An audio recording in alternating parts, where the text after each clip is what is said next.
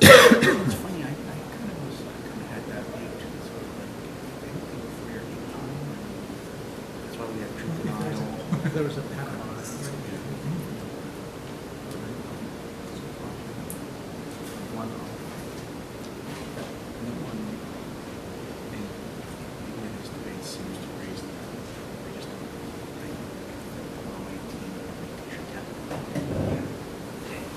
I think we'll get started. I want to welcome you to Washington Legal Foundation and our annual briefing on the Supreme Court. My name is Glenn Lambie. I'm Chief Counsel of the Foundation's Legal Studies Division.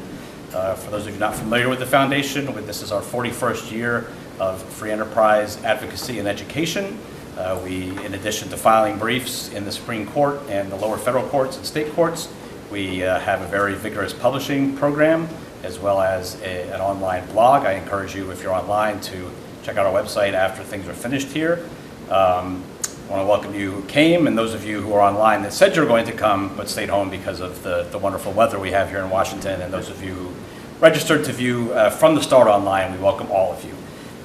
Before we get started, I just wanted to mention what the Foundation is up to in the court this term. We have filed or are going to file briefs in merits cases Weyerhaeuser versus Fish and Wildlife Service, Nick versus Township of Scott, Nielsen versus Preap, Apple versus Pepper, and on the 20th we'll be filing in Merck Shark Dome versus Albrecht. We also have cert petition briefs in the Gilead case, which was the case where the views of the SG were sought. That one's still pending as a cert petition, Atlantic Richfield versus Christian, which is going to be considered in the long conference coming up soon, as well as ConAgra Grocery versus People of California, Regeneron Pharmaceutical versus Miras, and GlaxoSmithKline versus State of Louisiana. All of the information about those are on our website as well. I want to introduce our moderator. Tom Goldstein is a partner with Goldstein and Russell in Washington, D.C. He's a member of WLF's Legal Policy Advisory Board. He serves counsel to one of the parties in roughly 10% of all of the court's merit cases for the past 15 years, more than 100 in total, which is really a truly staggering number. Personally arguing 41. Mr. Goldstein taught Supreme Court litigation at Harvard Law School, since 2004, and previously taught the same subject at Stanford Law School for nearly a decade. He's also the co-founder and publisher of SCOTUS blog. If you have questions for our speakers, you are welcome to use the question sidebar on the video, and if we can get started, Tom, thanks very much. Thank you. Thank you so much, Glenn. It's a great pleasure to be here at WLF. Obviously, a lot of people who are both here or online are familiar with its mission and its work, but it is worth pausing on the significance of an organization that contributes so consistently over so many years to the work of the Supreme Court with such a focus, and that is, while you do have organizations like the Chamber of Commerce, for example, or Public Citizen, maybe on the other ideological side, one of the very distinctive things about WLF is its focus on free enterprise. And as Glenn indicated, in the body of cases that the WLF is filing in, there are a lot of different kinds of law that implicate really important free enterprise questions, and to have such a respected, consistent voice in front of the court is a very significant one that I think the justices really appreciate. This term is continuing to shape up, obviously, along two axes. The one is the substance of the cases, which I think will be the focus of our speakers today, and the second is who's going to be on the Supreme Court, which is also itself a question of real interest and significance, and one that the odds of which seem to change by the hour in these uncertain times. Obviously, there are a lot of late-breaking developments. The Supreme Court term is about to start with the famous first Monday in October, and we have every reason to doubt that at this moment that when the court convenes, it will have 9 members. And when we get to questions, really no one could be better to ask about that than John Yoo, who's one of our panelists, as the former general counsel of the Senate Judiciary Committee, on particularly those procedural questions. And I'll leave it to each of the members of the panel to decide how far they'd be willing to talk about what the actual prospects are and what ought to happen with respect to the Kavanaugh nomination. But as I said, we want to focus on the substantive cases that are of most interest to WLF and to people who come to this program and watch this program online. We have three great speakers who I'll introduce seriatim as they're going to speak. We'll start with Shay Dvoretzky, who is a partner at Jones Day, who has done an incredible job building out a Supreme Court practice that involves a huge amount of litigation at the court. He's argued 7 cases at the court already. He has 2 coming up in the fall, one of which we get to argue together, which is terrific, except they're on opposite sides. But that means that the winner of that case is standing before you, or sitting, I should, to be fair, is before you. And so you agreed. I mean, and Shai is going to talk in the first instance about that case and another case that both of the cases that he's arguing, as well as the court's arbitration docket for the term. And we have agreed in advance that this is not the time to kind of preview the oral argument. You all are all welcome to come to that. But rather, I'm sure he'll give us an excellent overview of the case and the issues in it and what he thinks of the prospects. So, Shai. Thanks, Tom, and thanks for having me. Let me start out by talking about the case that Tom and I will be arguing against one another. That's Air and Liquid Systems Corporation versus DeVries. The case is about products liability under maritime law. And the words maritime law excite many Supreme Court lawyers more than you might imagine. The particular issue here is whether a defendant can be held liable for injuries caused by a third-party product that the defendant didn't make or sell or distribute, but that was used in conjunction with the defendant's own product. This arises in the context of government contractors who supplied equipment to the Navy for use in World War II. And the plaintiffs in the case are the estates of deceased Navy sailors who died, allegedly from exposure to asbestos aboard the Navy ships. The defendants, as I said, are government contractors who supplied equipment, and their equipment generally falls into one of 2 categories. Some of the equipment was supplied in so-called bare metal form, which is to say it was supplied without any exterior asbestos insulation, but the Navy itself subsequently added that insulation. The Navy mandated the use of asbestos for a number of reasons at the time, because of its light weight, its heat resistance, and its other qualities, and so the Navy added asbestos insulation to the defendant's product on the outside. The other category of products consisted of those that did contain internal asbestos-containing parts, but those asbestos-containing parts wore out and had to be replaced with parts supplied by third parties long before the decedents were injured by asbestos. So whichever category you're talking about, the decedents were injured by asbestos that was not supplied, manufactured, or distributed by the defendants. The question is, in that kind of a situation, can the defendants be held liable for negligent failure to warn about the hazards of asbestos that was used with their products? And the reason this arises in the Supreme Court is that because the injuries occurred on Navy ships, this is all a matter of federal maritime law, and the Third Circuit, in our case, split with the Sixth Circuit on the answer to the question presented. The Third Circuit held that defendants can be liable in these circumstances if use of the asbestos with their product, whether later added asbestos insulation or replacement parts, was foreseeable.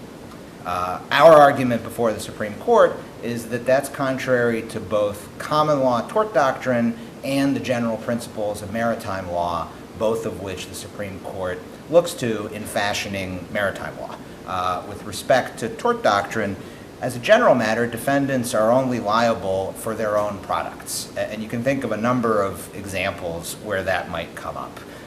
We have a number of hypotheticals in our brief along these lines. A manufacturer of a sushi knife doesn't have a duty to warn about the dangers of raw tuna, even though the only purpose of the sushi knife is to be used with the tuna. A drywall manufacturer doesn't have a duty to warn about the dangers associated with paint, even though every end user is obviously going to paint the wall. And the same logic applies when you're dealing with replacement parts. If you buy a car that has a particular kind of tire, eventually you replace the tire with an identical one, and the replacement tire explodes, you wouldn't hold the car manufacturer liable for that because the car manufacturer didn't supply the particular tire that exploded. The other side's argument is a foreseeability-based one, that when you're talking about negligent failure to warn, if the injuries are foreseeable, even if they result from later added asbestos, then the original product manufacturer still has a duty to warn about the third-party products in that situation. And the other side argues that that's consistent with maritime law because, in their view, the primary concern in maritime law is the welfare of sailors. So what's the significance of this case, other than for those of us who are interested in maritime law? A couple of points. One, asbestos litigation remains a really big deal out in the world and in courts.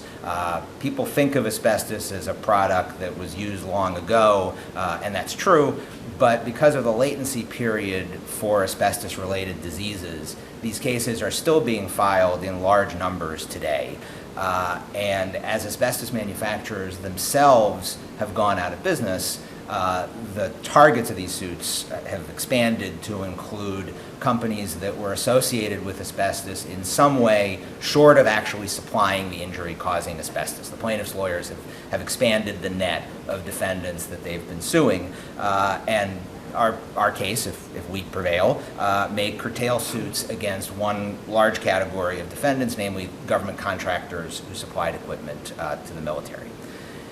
The Supreme Court's decision in this area may also have an impact on state tort law more generally, because even though the court is deciding this as a matter of maritime law, state courts may take their cues from the Supreme Court about general tort principles if a case does arise in state court about the sushi knife or the replacement tires or whatever the common law, state tort example would be. So that's Air and Liquid Systems versus DeVries. That's going to be argued on October 10th. The other case that I'm currently scheduled to argue is Merck versus Albrecht. And Glenn mentioned that WLF will be filing an amicus brief supporting us in that case. This case is about the circumstances in which a state law failure to warn claim against a drug manufacturer is preempted, because it's impossible to comply simultaneously with both federal law and the alleged state law duty to warn. The case involves Merck's drug Fosamax, which treats and prevents osteoporosis, and Merck has long worked with the FDA to monitor the potential risks of the drugs and to warn doctors about them. As evidence began to emerge that for certain users of the drug, there was a risk of a particular type of femoral fracture, Merck told the FDA, responded to the FDA's request for additional information, and proposed to add a warning to the drug's label, which is something that the FDA has to approve. The FDA rejected the proposed warning, and both the letter that it sent to Merck and the surrounding context of the communications with Merck show that it did so because at that time it thought that a warning wasn't scientifically justified. The plaintiffs nonetheless sued and claimed that Merck should have provided a warning about the risks of the drug, and this goes up to the Third Circuit, which confronted the question of whether the state law claims were preempted on these facts. The leading Supreme Court case in this area is Wyeth versus Levine. In that case, the court found no preemption, but recognized that if there were evidence that the FDA would not have approved a warning, then the drug manufacturer can't be held liable under state law for failing to provide that warning. The Third Circuit held that on the facts that I just described, we don't know for sure that the FDA wouldn't have allowed a properly worded warning. In other words, it may be that if Merck had phrased the warning differently, the FDA would have approved that, and that a jury, or actually several hundred juries potentially, because there were hundreds of these claims brought, should make that determination. So this is a jury question rather than a question of law for the court. And picking up on a line in Wyeth versus Levine that all of this has to be proved by clear evidence, the Third Circuit said that clear evidence really means clear and convincing evidence. So all of this creates a very, very high burden for drug manufacturers trying to prove this kind of impossibility preemption, and the Third Circuit held that Merck couldn't clear that high bar. The case goes up to the Supreme Court, which called for the views of the Solicitor General. The Solicitor General filed a brief recommending that the court grant cert, and in the course of doing so, it explained first that in this particular case, FDA rejected the proposed warning because at the time it had doubts about the science. And second, the Solicitor General explained that as a general matter, as a systemic matter, the FDA does not reject warnings outright because of quibbles about the wording of the proposed warning. The FDA's mission is to ensure patient safety. And if a drug manufacturer comes forward with evidence of a potential risk that doctors and patients ought to know about, the FDA will engage with the manufacturer to come up with an appropriate warning rather than just outright rejecting the warning and leaving patients potentially in the lurch. So we filed our brief on the merits in this case last week, and the rule that we're asking the court to adopt is that where the FDA, having been informed of the relevant risks, rejects a proposed warning, that's the end of the matter. It's impossible in that situation to comply with both federal and state law. We don't need to ask in that situation, as the Third Circuit did, what might have happened in a counterfactual world. Would the FDA have approved a different warning? We know what would have happened because we know what actually happened. The FDA was informed of the risk, and it said the manufacturer couldn't warn. There are a couple of different ways this could be resolved in our favor, hopefully, a narrow way or a broad way. On a narrow basis, the court could adopt a rule that is just limited to the Fosamax context, looking at this record. Here's the warning that was provided. Clearly it was rejected for scientific reasons and not just for wording reasons, and therefore it's impossible to warn. It would have been impossible to provide a warning under state law. That kind of situation does arise more often than you might think. There was a recent case that people may have heard about from the Seventh Circuit involving GlaxoSmithKline, pretty similar fact pattern where the manufacturer proposed to add a warning to an antidepressant about the risks of adult suicide. The FDA said no, and a widow of somebody who committed suicide after being on a generic version of the drug sued GlaxoSmithKline. The Seventh Circuit held in that situation that preemption was warranted. So at a minimum, we're hopeful that the court will clarify the rule for that situation. The court may also clarify more broadly, though, some of the confusion in the lower courts about Wyeth versus Levine and how to interpret it, and specifically on the question of what clear evidence means. We argue that clear evidence is not a synonym for clear and convincing evidence, which is a really heightened standard. That applies for things like involuntary commitment, stripping of parental rights, not for proving preemption in an ordinary tort case. And the court may also clarify some of the confusion in the lower courts about who decides these questions. Our argument is these are questions of law. Whether you're interpreting an actual agency action, which is a question of law, or whether you're trying to figure out what the agency would have done applying the laws that it's subject to a particular set of facts. Either way, that's a question of law that a court ought to decide rather than an individual jury or potentially many juries in the instances of these individual tort suits. That case has not been set yet for argument, but probably a January argument for that one. Let me also talk about a couple of the arbitration cases that are on the court's docket, New Prime versus Oliveira and Lamps Plus versus Varela. The issue in New Prime concerns the scope of an exemption to the Federal Arbitration Act relating to transportation workers. In this case, a truck driver, Mr. Oliveira, brought a class action lawsuit against New Prime related to various workplace issues, unpaid wages. He claims that he was misclassified as an independent contractor when he should have been treated as an employee. And New Prime sought to hold him to an arbitration agreement that he had signed. And the arbitration agreement not only requires disputes to be arbitrated, but also specifically says that the question of arbitrability itself goes to the arbitrator, not to a court. Mr. Oliveira's argument in this case is that enforcing the arbitration agreement against him would violate a statutory exemption in the Federal Arbitration Act for workers engaged in the transportation industry in foreign or interstate commerce. The case really raises two issues. One is who decides about arbitrability. where you have this kind of an express provision in an arbitration agreement saying that the arbitrator decides, do courts honor that and send the issue of arbitrability to the arbitrator, or can the gateway question of arbitrability still be a question of law for the court in that situation? And second, the issue is the scope of the exemption to the FAA for contracts of employment in the transportation industry is itself significant. Mr. Oliveira argues that even though the statute specifically refers to contracts of employment, and he's treated as an independent contractor by contract, that when Congress passed the FAA, it really understood the term contracts of employment more broadly to include all sorts of individuals who were hired to perform work in the transportation industry.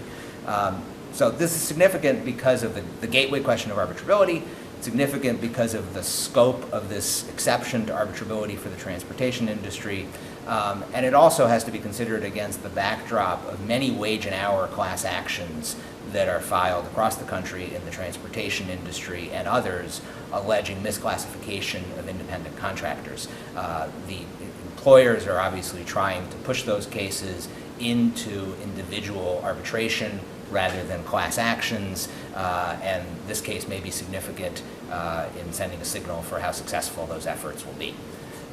Lamps Plus versus Varela is another arbitration case that the courts has on its docket for this term. This one looks perhaps like error correction of the Ninth Circuit. It's a 5-page unpublished per curiam decision from the Ninth Circuit that appears to be in significant tension with Supreme Court precedent, particularly the Stolt-Nielsen case. The question is when, if ever, an arbitration clause that doesn't mention class arbitration can nonetheless be construed as including an agreement to submit to class arbitration. A former employee of Lamps Plus brought a class action based on a data breach of employee data. He had signed an arbitration agreement in connection with issues relating to any employment dispute. The agreement didn't specifically mention class arbitration. It provided, quote, that arbitration shall be in lieu of any and all lawsuits or other civil legal proceedings, and that an arbitrator could, quote, award any remedy allowed by applicable law. The Ninth Circuit said that that was sufficient to invoke class arbitration. To the extent it was ambiguous, the court invoked the California law principle that ambiguous contracts are to be construed against the drafter, which here was the employer. Lamps Plus says this decision violates Stolt-Nielsen, which is a case holding that an agreement to arbitrate on a class-wide basis can't be inferred from an arbitration clause that's silent on the subject. And Lamps Plus goes even farther than that in asking the court to require arbitration agreements to clearly and unmistakably authorize class arbitration before class arbitration will be ordered. So again, this one, just based on the facts, the tension with Supreme Court precedent, and the nature of the Ninth Circuit decision below, looks like one that may have been taken up for error correction, and the question will be, how far will the court go in its pro-arbitration direction in providing guidance to the lower courts and to litigants on these sorts of issues. Let me briefly highlight a few other pending petitions that may be of interest. Full disclosure, the first one is a Jones Day petition, one that I filed. It's up for the long conference next week. It involves an issue that to many people is even more interesting than maritime law, and that is the 21st Amendment. A number of states have laws that they claim are permissible under the 21st Amendment, requiring liquor wholesalers and retailers to reside within the state for a certain period of time in order to get a liquor license to sell within that state. And the logic behind these provisions is that in order to ensure the safe and responsible consumption of alcohol, retailers ought to know the states that they're selling in and not have out-of-staters come in out of the blue and get these licenses. As you may be able to imagine, the potential conflict there is between the 21st Amendment and the Dormant Commerce Clause, because out-of-state entities claim that these sorts of laws discriminate against interstate commerce. And in the wake of the Granholm decision, which had to do with regulation of out-of-state wineries, there is confusion in the lower courts, and there's a circuit split about how to analyze state regulation of the wholesale and retail tiers of the liquor distribution system. So that case is up for the long conference next week. It's called Tennessee Wine and Spirits Association versus Byrd. Another interesting case that is not up for the long conference but will be considered later this fall is Zappos.com versus Stevens. This one has to do with whether individuals whose personal information is disclosed in a database breached by hackers have Article 3 standing to sue over that even without any further injury.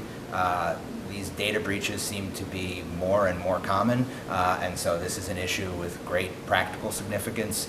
The petition alleges a circuit split, potentially a little bit of fuzziness about the circuit split because some of the cases in the split predate the Supreme Court's Spokio decision, but I think not all of them do, and the nature of the issue is, I think, both interesting and important enough that that may catch the Court's attention.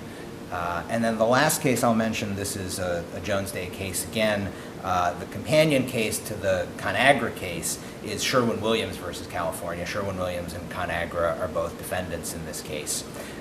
And California courts held Sherwin-Williams liable for abating interior lead paint in California.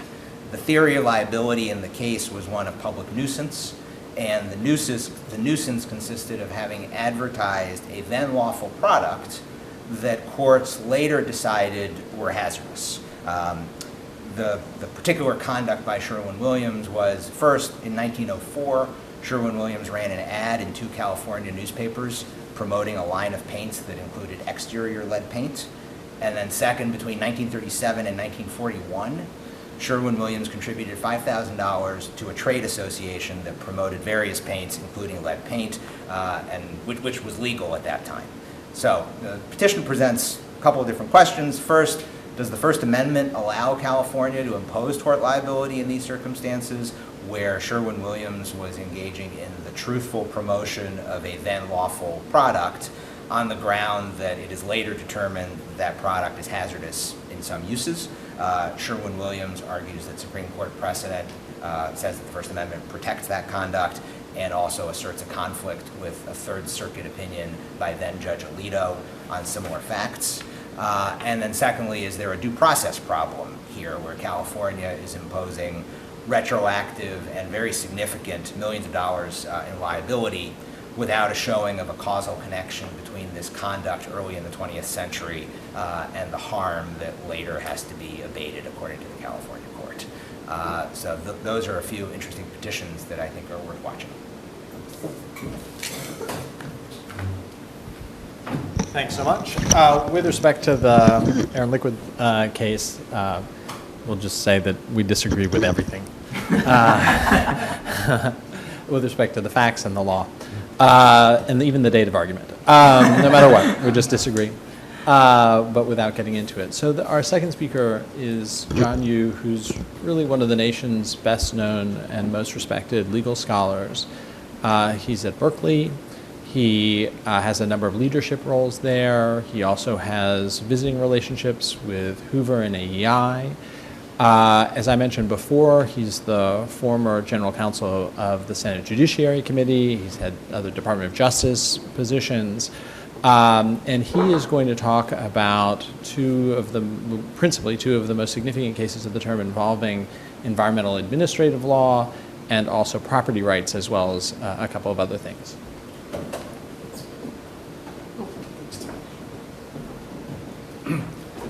Thanks, Tom, for that introduction, and thanks to the Washington Legal Foundation for inviting me. And it's great to be with this panel today. So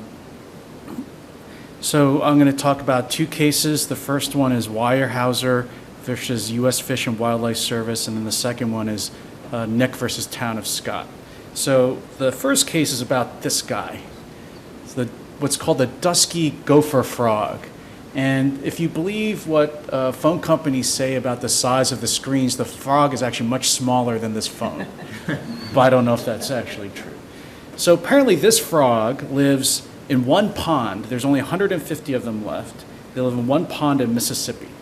And so the factual question here is, can the Fish and Wildlife Service, under the Endangered Species Act, because there's only 150 of these are endangered species, can it designate habitat elsewhere where the frog doesn't live as critical habitat? And so in this case, the Fish and Wildlife Service designated land in Louisiana where the frog once lived, but lives no longer, and hadn't been seen there since 1965. And so Weyerhaeuser and then another party, Markle, who's represented by the Pacific Legal Foundation, where I'm on the board, they say because they haven't been there since 1965, they will die, as proven by history. But the Fish and Wildlife Service says designating habitat under the statute does not require that we prove that the endangered species could live there right now, but that only designation of this land is essential to the conservation of the species as a whole. So I don't teach environmental law at Berkeley. This case reminds me why I hate it so much. But the reason why this case is important, and actually why it actually depends on who gets confirmed to the Supreme Court, is that this case has within it a Chevron issue. And as we all know, several justices on the Supreme Court have been, primarily Justice Thomas and now Justice Gorsuch, have been questioning Chevron. And for those who don't know, the Chevron doctrine essentially says if a statute's meaning is unclear, the courts will defer to reasonable agency interpretations of the statute. And so here, not surprisingly, the Fish and Wildlife Service says, well, the phrase unoccupied habitat, well, the Fish and Wildlife Service is allowed to interpret what the word essential to the conservation of the species means. The Washington Legal Foundation, the Pacific Legal Foundation say, well, that can't go so far as to include land which the animal can't actually live on, or land where the benefits of designation are so outweighed by the costs that itself is unreasonable. So I think this is a case where Justice Kennedy's successor makes a big difference, because this is a kind of a takings case in a way. The next case I'm talking about, Nick, is definitely a takings case. That's an area of law where I think Justice Kennedy held the fifth deciding vote. I think the two major, more recent takings cases, last term there was a case called Wisconsin versus Merck, and then a few years before there was a case involving Lake Tahoe. In both of those cases, Justice Kennedy provided the fifth vote to defer to government regulations of property that arguably decrease the value of the property. If you follow takings law, it had been the case, I think, through the 80s and early 90s that the court had, in cases like Nolan, Lucas, had sort of reinvigorated the takings clause. But these more recent cases with Justice Kennedy being the fifth vote, the court had started to sort of lift its scrutiny a little bit on government regulation of property. So I think if there were going to be a vehicle where the court might expand property rights or was going to raise more doubts about the Chevron doctrine, it would be this Weyerhaeuser case. Otherwise, I'm not really sure why the court would have taken the case at all. There's no circuit split. There couldn't be a circuit split because the gopher frog only lives in one pond in Mississippi, and it can't hop to other circuits. So I think that the justices probably took this case because they wanted a vehicle, if there was one possible, to take a second look at the Chevron doctrine. And again, I think, and one other thing, if right now when this is being taped, Judge Brett Kavanaugh is, of course, in the middle of this maelstrom over his appointment. I'd be happy to talk later about the Senate's role and the procedures that would apply in a case like his. But I think if you saw the hearings, the senators tried so hard to figure out what Kavanaugh's view was on abortion or gay marriage. He's never written or apparently said anything about those issues. The area he has written and said a lot about is the scope of the administrative state. And he was one of the lower court judges who's raised doubts about Chevron. He came up with this thing called the important questions exception to Chevron, which the court kind of adopted in King versus Burwell. So I would guess if Kavanaugh were to join the court, he would probably be one of the justices who would be questioning Chevron. I don't know if other names that you saw circulated around at the time Judge Kavanaugh was picked, whether the other possibilities are equally so skeptical as Chevron. So the second case I'm going to talk about is the Nick case, Nick versus Town of Scott. I tried to find a picture of Nick or town of Scott, but when you put any combination of the word Nick with anything else in Google, you get pictures of a very bad basketball team that seems to be located in New York City. So I could not pull up any pictures of Nick or the town of Scott. But I am from Pennsylvania originally. And actually, my family, like this family, lives on a kind of a large piece of land out in the farmland, which has been around for 250 years. And so it's possible there could be dead people buried on it, because Pennsylvania has been a state for a long, there have been people living there for a long time. So this town of Scott, which is in Lackawanna County, this town of Scott said that if there may be a cemetery on your land, which it defined as one person possibly being buried there, the town has a right to enter the land without a warrant, to search to see if there are such burial sites. If it finds a single burial site, then the landowner has to give an easement to the town to allow access and regular visiting hours for the public to see the site or cemetery. It said there's public cemeteries, private cemeteries. I'm really not sure who would want to run a private cemetery like this, but anyway. So the question that Nick raised was, well, the entry onto my property without a warrant is a violation of my property right to exclude.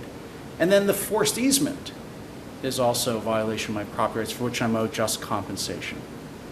So the lower courts didn't reach those questions on the merits. Instead, the court said, that may all be true, but before you do that, you have to exhaust state remedies under a case called Williamson County.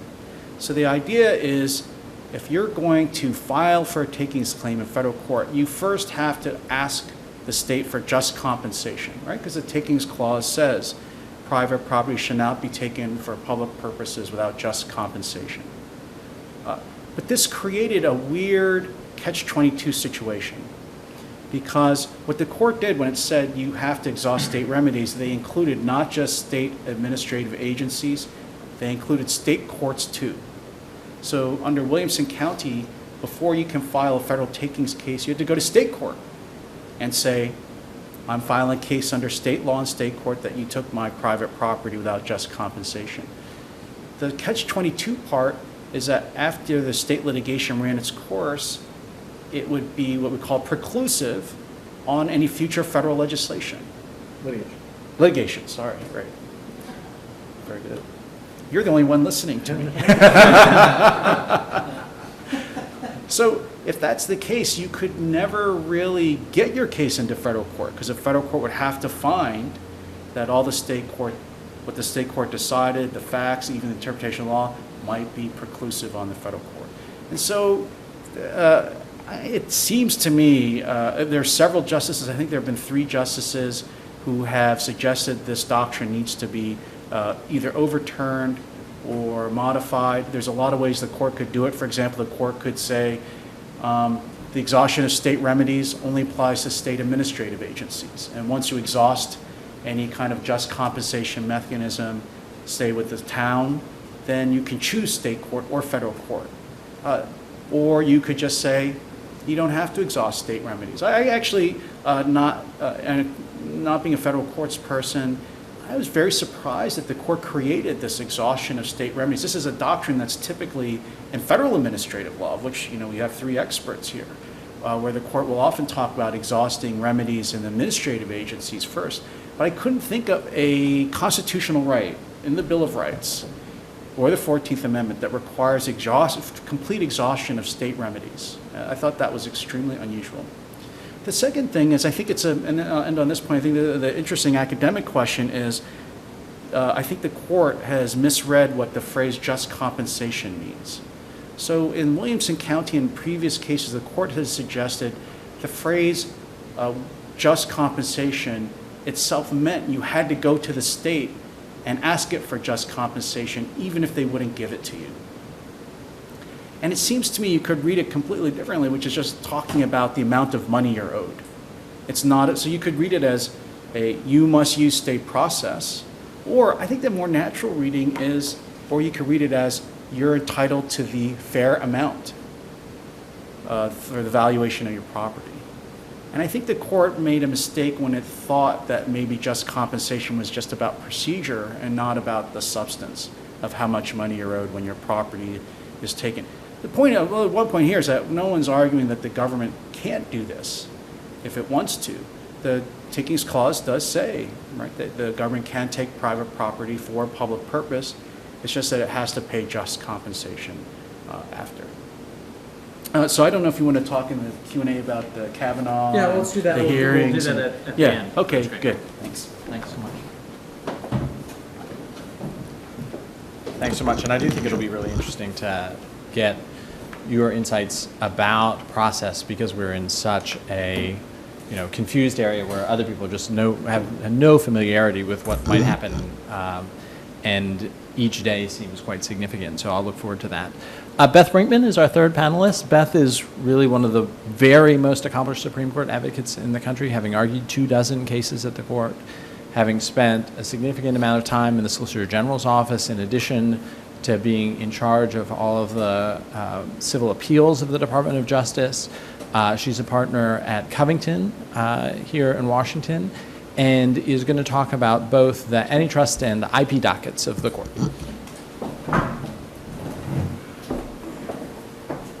Thanks so much, Tom, and thanks, Glenn, very much for inviting me, and for the Washington Legal Foundation for having me here today. It is an interesting docket for the business community this term, and I get to speak about 3 really core business cases today.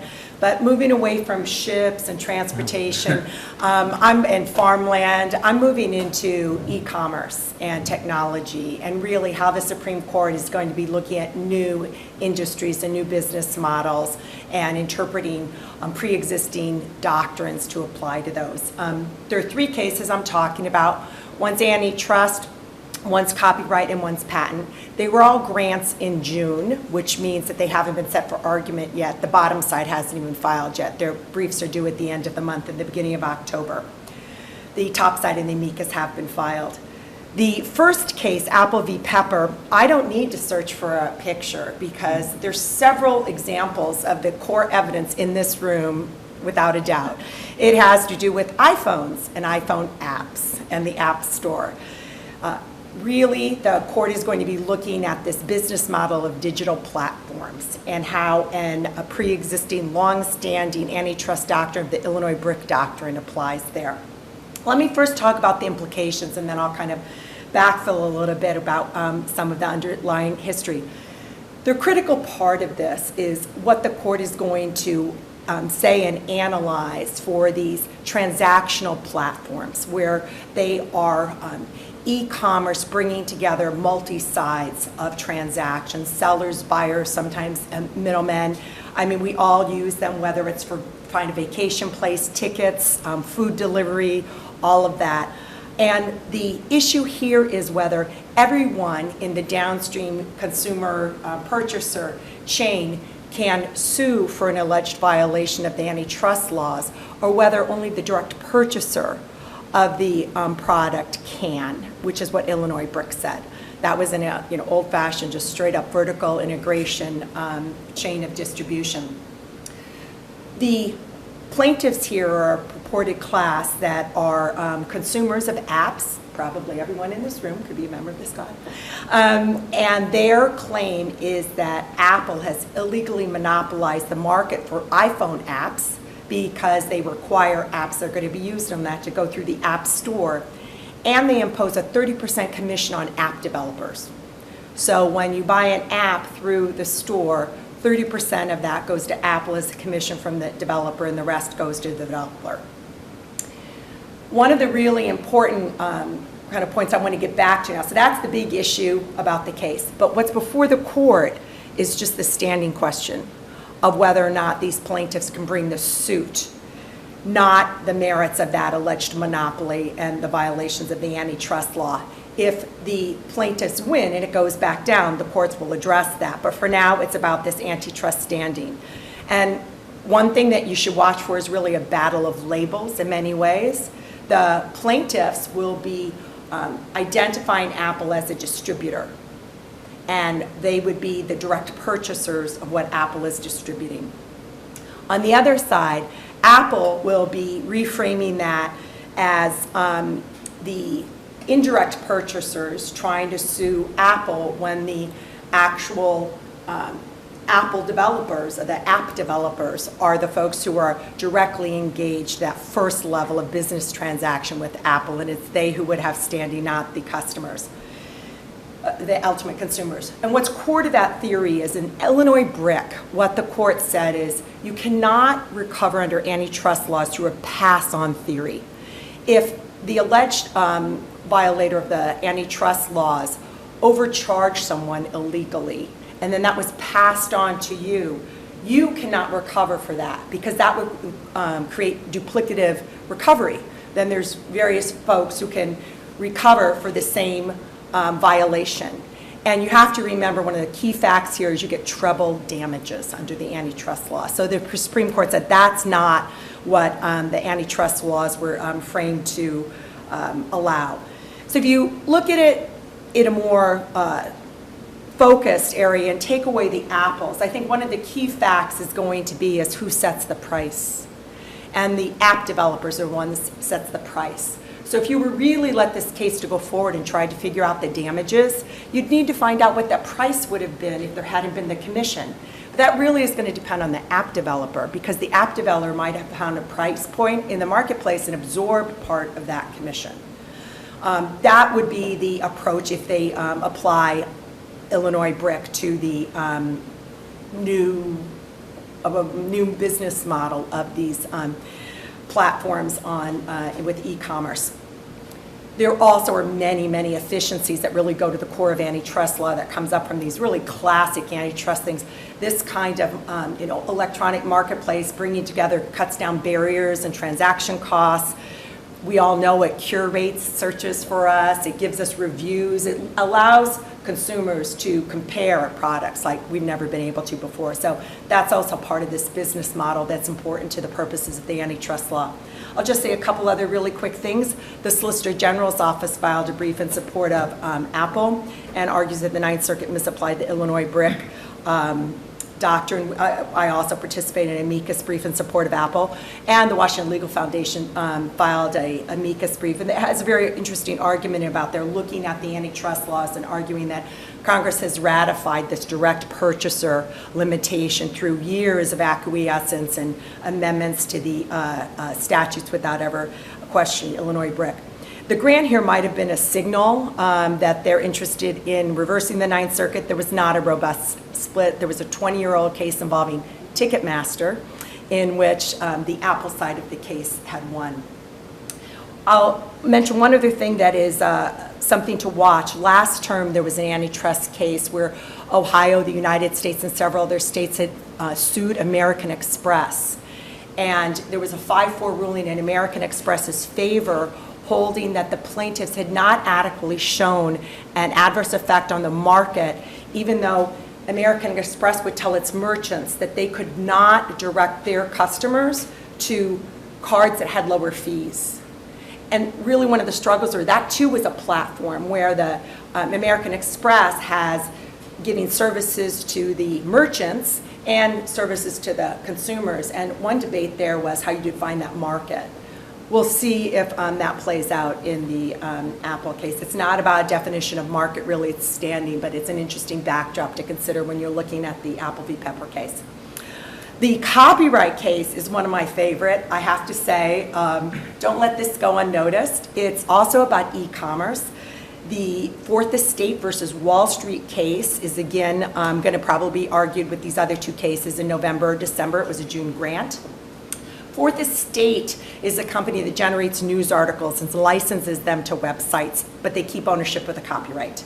So wallstreet.com published some of these, had the license, but the allegations, the license was canceled, and yet they kept some of those copyright materials on the internet. The question becomes, when was a copyright registration made? Fourth Estate went in to sue, and before they sued, they went and took a copy of the materials and deposited them at the Copyright Office like you're supposed to, and paid a fee and an application, and then they went and sued. The District Court and the Court of Appeals both said you're too early. you haven't, your copyright registration, you haven't made that yet. You have to wait for the agency to either give you your certificate or decline to do so. The problem with that is that the agency, because of restraints on their resources and all, take 7 to 9 months, typically can take up to 2 years. Indeed, they can take longer than 3 years, which is the statute of limitations. We filed an amicus brief, and I had the great fortune, one of my colleagues is the former registrar of the copyright, so we enjoyed this case very much. You're trying to explain just not the statutory text, but how it actually works. And I just want to highlight a couple facts about copyright that are so important to know. Copyright protection attaches to the original work the moment it's fixed in a tangible media. That's your right to protect. When you get your certificate, that is the effective date when it was put into a tangible medium, not when the certificate was issued. So when do you get to go in and protect that? And as you can all imagine, injunctions are very important to copyright to protect that. Another fact that's very interesting is that there's no dispute that the statute says even if the agency doesn't give you a certificate for some reason they find that there's a flaw, you can still sue. The statute's quite clear on that, and the court can determine whether or not you should have been able to protect your copyright. So this delay because of the administrative function and your ability to go into court is something that we think was not intended by Congress nor supported by the statutory text. And it's an interesting statutory text case because in addition to the actual words, for me, part of that textual analysis is looking at the framework and how the statute fits together, not its generic purpose, but really how the different provisions interact. And there are various uses of the word registration, but there's a very compelling case when you really understand how it was actually put together, that when the owner of the copyright has deposited those materials, that owner has made registration, should be able to go into sue. The Solicitor General was asked whether or not cert should be granted at the cert stage in an invitation, and the Solicitor General said, you should grant cert. There is a real deep-seated split here, 2 and 2. But the Solicitor General is supporting the 11th Circuit and says that you cannot sue until after the agency has ever either issued a copyright certificate or has declined to do so. One other copyright case I want to mention, a cert petition is pending that is very interesting. You should really keep your eye on. The petition was just filed on September 12th, I believe. It's a question about fair use. The case is TV Eyes versus Fox News. TV Eyes is this company that would go through and record television and then make it word searchable in clips. Fox sued saying it was an unauthorized use, and of course TV Eyes said no, it was fair use. That's going to be a very interesting case with the copyright and interacting with the First Amendment there. The third and last case I'll talk about for the moment is the patent case of Helsinn Healthcare versus Teva. Again, it'll be argued later in the term. The briefing is still underway. This involves what is called the on-sale bar doctrine. You just have to pause and just take a diagram and take those words apart. I'll try and do that for you. So the bottom line is if you're an inventor and your inventor has already been disclosed to the public, you can't go and claim a patent. Your public already has access to it. That means there's prior art that precludes you from having the novelty that you need to have a patent. And that's because the bargain that undergirds patent law is that the inventor is promising and giving to the public the invention in exchange for the years of patent protection. But if it's already out there, the law does not allow a patent to be issued to pull it back from the public arena. The statute provides that prior art includes whether it was already patented, whether there was a description of the invention that was published, and here's the key language, or the invention was in public use or on sale or otherwise available to the public. So the question here is what that on sale bar to obtaining a patent means. And in addition to the on sale part, you remember it also says or otherwise available to the public. So this is a question when it was on sale, but the invention wasn't available to the public. Very key to patent law and to a lot of business situations. I'll explain here. It has to do with a pharmaceutical that reduces the ill effects of chemotherapy. It was a smaller company, and during the course of their FDA approval, they engaged in like a conditional sale. If you give us the investment, once it's approved, we'll sell it to you. But there was a prohibition about disclosing the details of the formula for the invention. There was an SEC filing by the investor, did not disclose the terms of the invention. So it went forward and got a patent, and then Teva sought FDA approval for a generic, and Helsinn sued saying you're violating our patent. Teva says, no, the patent's invalid because you already sold the patent. The district court agreed with Helsinn and said, no, that sale didn't make the invention available to the public, so you're not barred from getting a patent. You haven't proved the patent was invalid. The Federal Circuit reversed. And the Federal Circuit looked to long-standing doctrines that really parse out, what is a sale, what is a public sale, what is available to the public, and the 2011 American Invents Act, which amended and added the otherwise available to the public language. It's a very interesting case. The Federal Circuit, I think, got a little concerned when there was a petition for a stay of the mandate, and actually in a concurrence, I think, to denial of the stay, they said, this is really narrow. It only has to do with this type of agreement. And this type of agreement is pretty specific in particular, but it doesn't take much imagination to see how this can be extrapolated to other, innovative business models. So notwithstanding that, I don't think it's going to be a narrow decision. The Solicitor General supports the petitioner and urges reversal of the Federal Circuit. And they make a very good point in their brief, I think, about how it really wouldn't make sense otherwise, because part of what this does is allow smaller companies to contract to have other companies help them with the development of their products, whereas larger companies would just do it internally through their vertical integration. So we'll see where that goes. I think it'll be a battle of statutory interpretation with this overlay of a lot of old historical doctrines. There's a very favorite old case about a woman who was wearing a corset in public, and whether the corset's public display or not underneath clothing disclosed the patent. So I'm sure you will hear the word. I would bet on hearing the word corset at the argument. Thanks very much.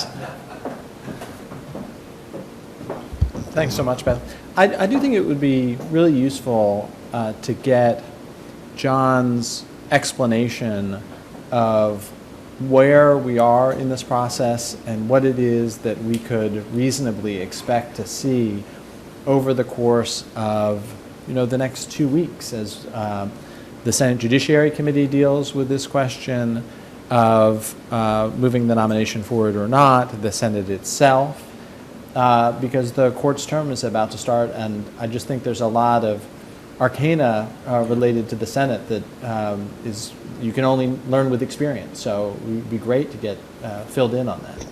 Yeah, sure. Also, maybe in fact because we have the cameras, if you wouldn't mind standing up here. Okay. Well, actually, I should have mentioned it does involve the two cases I was discussing, because those are both scheduled for argument in the first week, in the first Monday of October week, which is 2 weeks from yesterday. And so one question I was asking the more expert Supreme Court practitioners is what happens if the court only has 8 members when there's oral argument? Does the future Justice Kavanaugh, for example, does he get to listen in on tape to the oral arguments, or do they re-argue? So I was told beforehand that generally there's a re-argument of the cases. So you're going to get to hear about Nick and Weyerhaeuser twice during the term, no matter what happens. Well, if they're 4-4. Yeah, oh, that's true. That's right. You were saying earlier that they would vote and see if it is 4-4.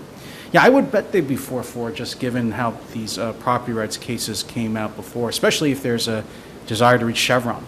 But as you can tell, it seems to me, under my understanding of Senate procedures, there's probably no way that anyone will be occupying Justice Kennedy's seat by the opening of the court term on the first Monday in October. And the reason for that is just schedule. So this, traditionally what happens is when a nominee is placed on the calendar, what's called the Executive Committee markup for the Judiciary Committee, any party can ask for a 1-week delay. So that has already happened. And so originally the vote was supposed to be last Thursday. It was rescheduled to this Thursday. Clearly that can't happen now because as you may know, the Senate Judiciary Committee scheduled a hearing for both Dr. Ford and Judge Kavanaugh to speak next Monday. So the earliest that you could have a committee vote then would be on the 27th of September, next Thursday. After that takes place, then the nomination moves to the floor of the Senate. And traditionally, there's 30 hours of debate permissible for a judicial nominee, any judicial nominee. There might well be a desire to have more for Judge Kavanaugh. So that would mean, I think, that you couldn't get a vote, in fact, until October 4th, which would be Thursday. Given that senators generally don't work on Mondays, and they generally fly in from the constituency, and then you have 30 to maybe more hours of legislative floor time debate. It's going to go on for days. I don't see how anyone could get through the Senate by the first Monday. So you will have these cases we're talking about where probably Nick, probably Weyerhaeuser will be cases which will have to be re-argued again later in the term. I wonder if, I noticed Tom said he gave for each of you the number of times you argued in the Supreme Court. Does this double count? Can you say I argued twice in the Supreme Court if you have Nick? You're gonna have to. Yes. You'll have to have a ruling. Yes. Tom is in charge of these, so you have to have a One ruling. thing I was going to say, though, I think we might see part of this phenomenon that we saw during the time period after Justice Scalia's untimely passing and Justice Gorsuch, where the court was looking for narrower grounds. The cases are already teed up for argument, but nonetheless, I think that court you saw try and make some narrower rulings, procedural. They dismissed one case. They affirmed another without opinion. But they really seemed to try to avoid that affirmance by a 4-4 because that leaves the lower court opinion standing. And they might not want to set everything for re-argument. So also, I think it's going to slow everything down. People were, kind of excited that everything was going to be up to full speed again because there had been that big lull when there were only 8 justices on the court. So I think you're right. It definitely could be re-argued. But there's also this institutional view, I think, in some ways to perhaps find a way to decide them or dig them or whatever. Yeah. So we'll see. That's interesting. It also, your point is really well taken if it turns out that Judge Kavanaugh has to withdraw. And then you're kicking the process even into, let me talk, well, I could talk about first what conditions that might occur on and then turn to what would happen if he does withdraw. So actually what's happened here, so I worked on judicial confirmations at the Judiciary Committee and at the Justice Department. What happened here is actually not unusual in the sense that when the FBI goes out and does interviews, they get all kinds of stories. And this is what's called the raw file. And the FBI, in a sense, gives all of that to the Judiciary Committee. And then the Judiciary Committee often will say to the Justice Department, can you send the agents back out and find out if this is true, find out what happened with this. And so that's why there is a long process between when a name gets sent over by the White House to when their hearing's scheduled. So the normal procedure for this would have been to send the FBI out. It wouldn't take that long. As we were talking about before, there's really only 3 people you would really need to interview, which would be Kavanaugh, Dr. Ford, and this fellow judge. He's not a judge, though. But clearly he's anything but, because I think he wrote a book about his decline into alcoholism and drug use and so on. Because he's in Hollywood, so you have to do that.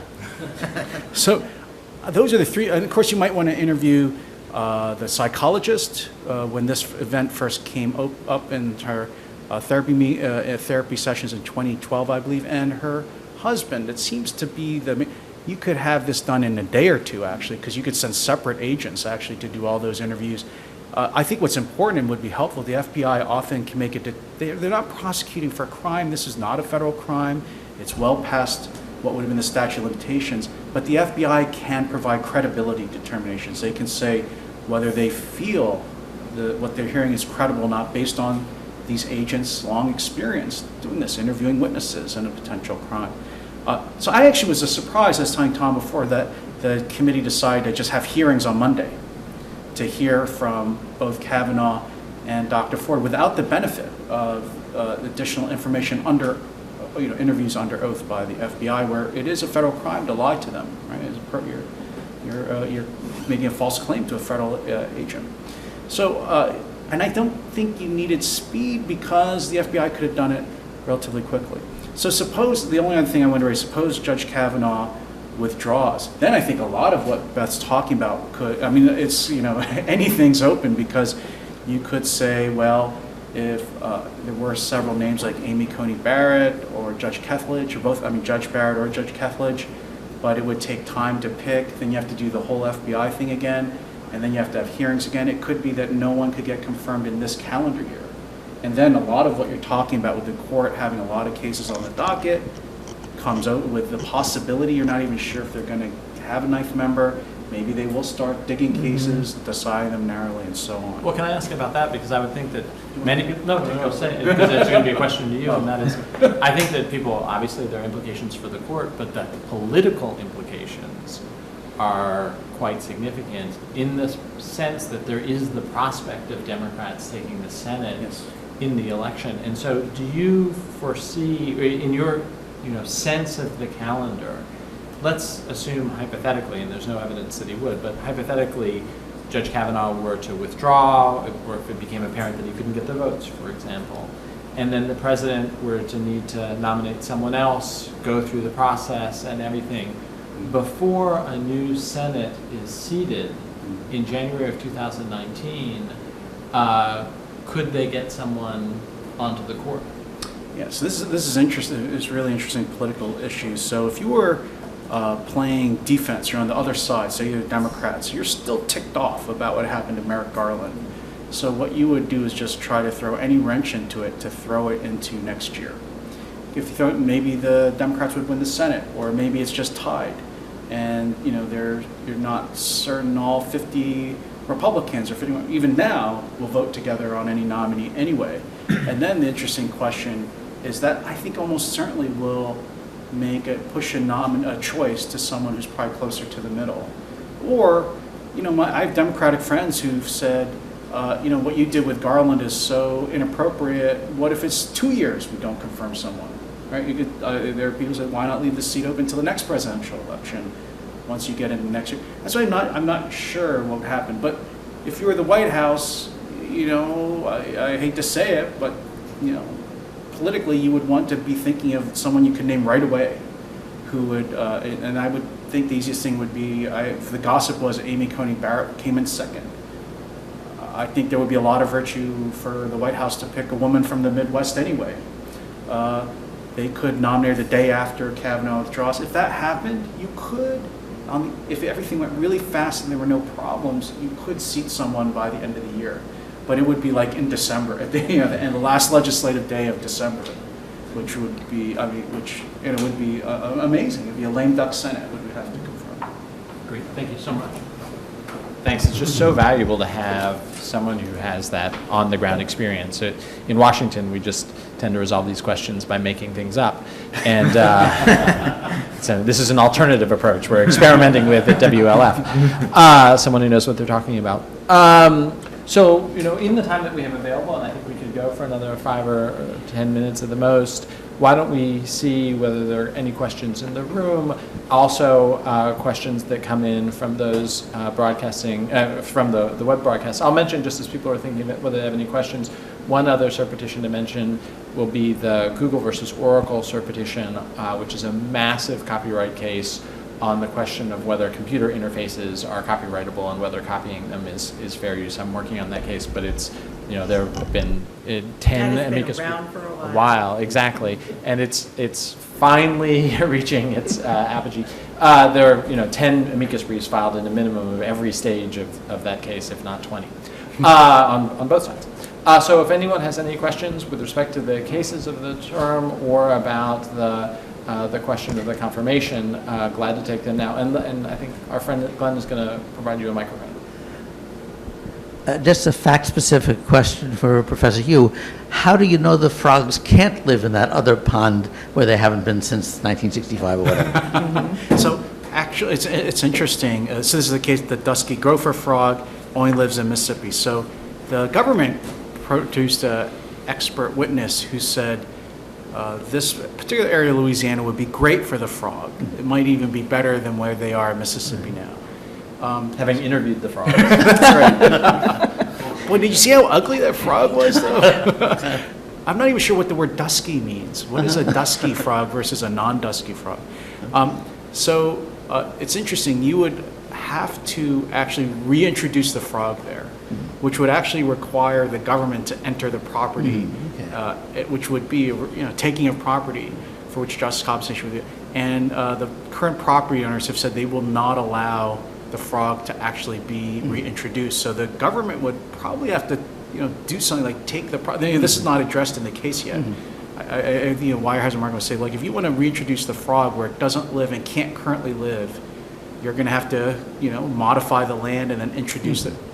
Why don't you have to pay us for that? And we just won't allow it because it's still private property. The statute doesn't give the government the right to just introduce the frog, make modifications, and then, without any kind of contemplation of a taking. Yeah. Thank you. Yeah, sure. Hi, Elaine Middleman. I've read that some people have suggested there should maybe be an outside counsel or a independent person of some sort interviewing the people on Monday rather than the senators who may possibly make political speeches instead of asking questions. And also, what standards? What standard are you even deciding based on actual facts or just somebody's political leanings or whatever? This is an interesting question. So there's two questions there. One is the congressional process and then the standard of proof you would use. So congressional process, Congress would not create an independent counsel, as it were. But what has commonly happened in the past, although not in Supreme Court confirmation hearings that I recall, is they could have a staff member conduct the questions. And so you might remember Bobby Kennedy was famous for conducting questioning during investigations into the mob. And he was acting as the counsel for that committee, and the senator, or you might remember the Iran-Contra, right, where there were, Watergate. So the committee can just delegate to the staff person the job, and they might do that in this case. If you, I mean, there are going to be harsh questions that have to be asked of both Judge Kavanaugh and Dr. Ford, which you would commonly see in a courtroom proceeding if this were actually a criminal trial, which is going to be very hard to do in a political setting for both sides. So I could see senators maybe doing it. But on the other hand, they haven't done it in a Supreme Court confirmation hearing that I recall in our lifetimes. The second thing, another interesting question is, do you use the criminal standard? So, right, we would say, does Judge Kavanaugh have the right to be confirmed unless, right, you believe beyond a reasonable doubt that he did it? That is not the standard for confirmation of Supreme Court justice. Just like if you think about the Clinton impeachment trial, that was not the standard for high crimes and misdemeanors, right? Under the Constitution, the Senate interprets for itself what does advice and consent mean, and it doesn't have to match up with it. So I see a lot of commentary on TV saying, you can't prove beyond a reasonable doubt, and it's outside the statute of limitations that this happened. But that is not this. That's a standard if it were a trial. It's not a trial. It is a political judgment about what advice and consent standard should be. Do you have a suggestion? So I've always been someone who thought that advice and consent did not require deference to the president's choice, which some people used to think that. I think but it's always been about ideology, right? The arguments we've had historically have been, does advice and consent mean you should vote against a nominee whose judicial philosophy you think is wrong? Or do you defer at some level? And that's really what the Kavanaugh hearings were about so far. So when it comes time to this, I'm really torn. Part of it would depend on who I think after. One thing I should have said is, I think you do need hearings in the end, because in the end this is just about credibility. And I think the senators should look each of them in the eye, hear them talk about it, and make a decision who they believe is telling the truth. I think Susan Collins said if Judge Kavanaugh is not telling the truth, then he's already lied to the Senate in the confirmation hearings, and that should disqualify him from office. On the other hand, if Dr. Ford, there's 4 possible options, right? It happened, as Dr. Ford described. It didn't happen. Or it's confusion, or something did happen and we don't really know what it is. The odds are it's something, it could be one of those 4. I think each senator is going to have to decide. It's like the biggest jury trial in the last 10 years, because you have a jury of 100 senators that are going to have to make that choice. I don't think there's a standard. The standard is, who do you believe is telling the truth? I think. All right, tremendous. Thank you so much, and thank you for your time. You want to? Sure, Ken, absolutely. I'm surprised that, considering the business community's interest in class action cases, no one has mentioned the Frank versus Gauss. Am I pronouncing that right? Does anyone know enough about it to explain it and handicap it? The Cypre doctrine.